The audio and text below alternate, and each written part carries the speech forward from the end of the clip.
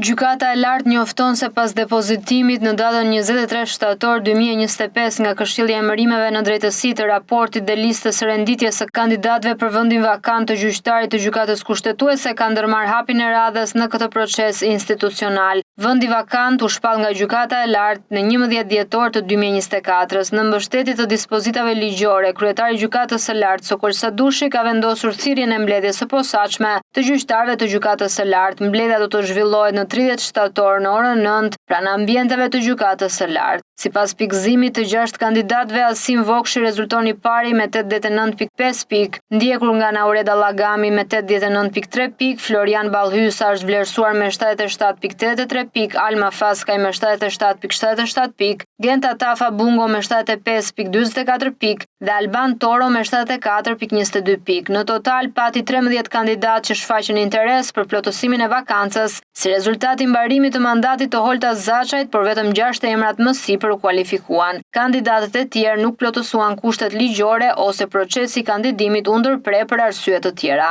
Mandati i Zaçajt përfundoi në dhjetor të vitit të shkuar. Ky vendim i dha fund ngërçit ligjor mes këtij institucioni dhe gjykatës së lartë, e cila kishte hapur garën për zëvendësimin e saj.